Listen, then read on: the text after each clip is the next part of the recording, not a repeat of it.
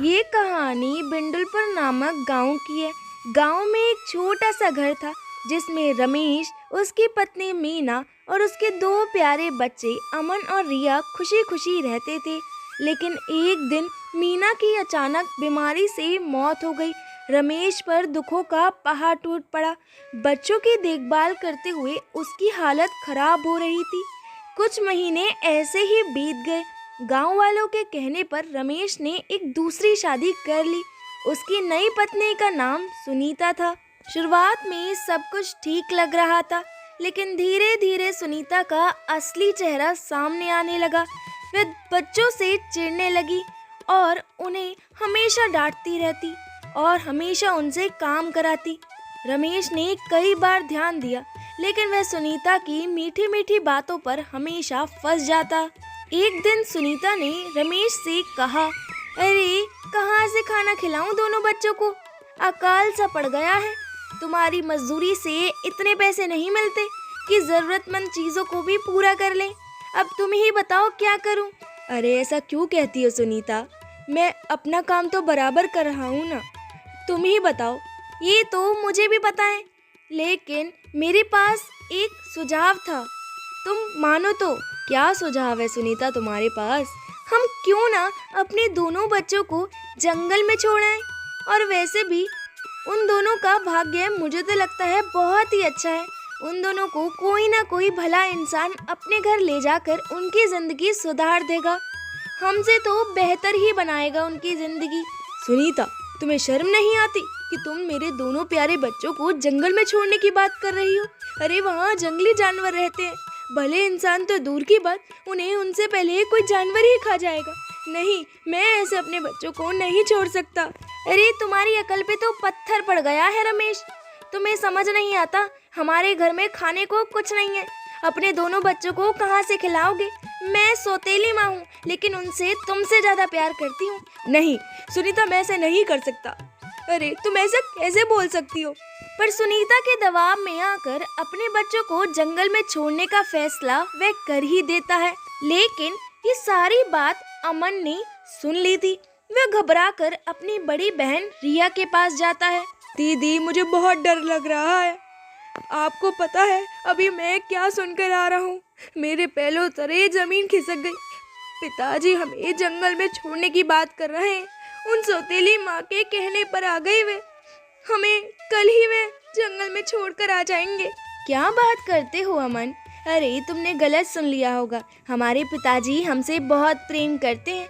और तुम कैसी बात करते हो कि पिताजी हमारी उन सौतेली माँ के बहकावे में आ जाएंगे? नहीं नहीं, ऐसा कभी नहीं हो सकता।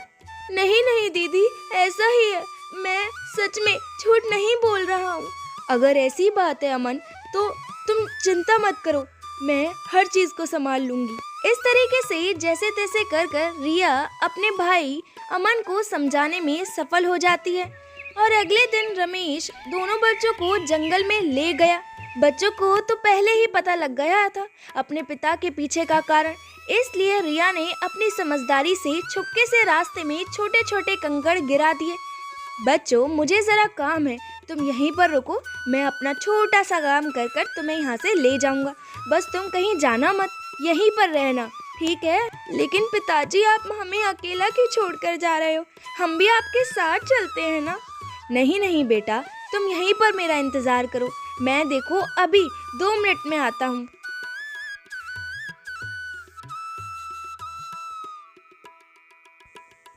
दीदी, अब हम क्या करेंगे? हमें पिताजी छोड़ गए और हमें तो रास्ता भी नहीं पता है। नहीं नहीं अमन, मुझे बहुत अच्छे से रास्ता पता है। तुम्हें पता है, मैं अपने छोटे भाई को किसी भी मुसीबत में नहीं देखना चाहती हूँ, कभी भी। इसलिए मैंने छोटे छोटे कंकड़ पूरे रास्ते पर गिरा दिए। अब देखो हम उन छोटे कंकड़ों का पीछा करते हुए अपने घर कैसे पहुँचते हैं। तब बच्चों ने कंकड़ों का सहारा लेकर रास्ता ढूंढ लिया।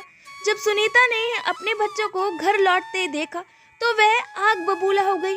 उसने रमेश पर जोर डाला कि इस बार बच्चों को कहीं और दूर छोड़कर आए, ताकि वह वापस आने की कभी सोच भी ना सके। अगले दिन रमेश ने बच्चों को फिर जंगल में ले जाने का निश्चय किया। इस बार रिया ने ब्रेड के टुकड़ों को पूरे रास्ते पर गिराया, लेकिन जंगल के पक्षियों ने सारे के सारे टुकड़े खा लिए। इस बार रिया और अमन दोनों ही बहुत डर गए। दीदी, आपने जो ब्रेड कर टुकड़े डाले थे वो तो पक्षियाँ खा गए। अब हम कैसे घर जाएंगे? हम जा भी पाएंगे? ये कभी नहीं।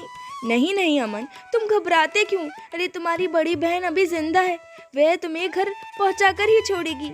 तभी दोनों बच्चों को एक खौफनाक सी झोपड़ी दिखती है। झोपड़ी के अंदर एक बूढ़ी औरत थी जिसके लंबे लंबे नाखून और डरावना सा चेहरा था। वह हड्डियों से बने गहने पहनती थी और उसके पास ढेर सारा सोना था।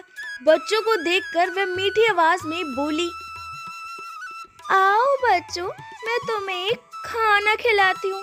आओ तो, ऐसा लगता है तुम कितने दिनों से भूखे हो, और मैं भी। बच्चों को पता चल गया था कि वह कोई मामूली औरत नहीं बल्कि बहुत खतरनाक है और वह उन्हें मारकर निश्चय ही खा जाएगी। तब वह बूढ़ी औरत खाना बनाने के लिए चली जाती है और वह दोनों बच्चे उसके घर में बैठ जाते हैं। अरे ये तो बहुत खतरनाक औरत है, ये हमें मारकर खा जाएगी, अब हम क्या करेंगे? नहीं नहीं, ऐसा नहीं होगा, नहीं ऐसा नहीं होने दूंगी। मैं अपने भाई को बचा लूंगी। देखो अब मैं क्या करती हूँ। तभी अचानक से जैसे ही वह बूढ़ी औरत दोनों बच्चों के सामने खाना परोसती है तो तभी रिया अपनी चालाकी से लाल मिर्च उसकी आंखों में डाल देती है। इस तरीके से उस औरत की आंखों में बहुत तेज जलन मचने लगती है और वह बहुत तेज तेज चिल्लाती है। तभी रिया और अमन अपनी सूझबूझ से सारे सोना को इकट्ठा कर कर अपने घर के रास्ते निकल पड़ते हैं। कई दिनों के भटकने के बाद आखिरकार दोनों बच्चों को अपना घर नजर आ जाता है। इतने सारे सोने को देखकर रमेश और सुनीता दोनों हैरान रह गए। बच्चों, मैं तुम्हारे बिना अधूरा सा हो गया था। मैंने इसके बहकावे में आकर अपने 2 अनमोल रत्नों को जंगल में छोड़ दिया। मैं इतना बुरा बाप निकलूंगा मैंने कभी नहीं सोचा था। पिताजी, आप ऐसा मत कहिए। अरे अपने बच्चों से कभी कोई पिता माफी मांगता है? क्यों नहीं मांगता है? जब वह पिता इतनी बड़ी भूल कर बैठता है तो उसे माफी मांगनी पड़ती है, उसे झुकना पड़ता है। लेकिन बच्चों, अब बहुत हुआ। मैं अब तुम्हें बिल्कुल मुसीबत नहीं झेलने दूंगा। सुनीता, तुम मेरे घर से निकल जाओ। मैं अपने दोनों बच्चों का भरण पोषण अकेले कर लूंगा। अरे क्या पिता अपने बच्चों को अकेला नहीं पाल पोस कर बड़ा कर सकता? बिल्कुल कर सकता है। ऐसा मत करो, मैं अब तुम्हारे बच्चों को कभी कुछ नहीं कहूँगी। ये मेरे भी तो बच्चे हैं रमेश, तुम ऐसा क्यों कहते हो? नहीं, ये तुम्हारे बच्चे कभी नहीं हो सकते।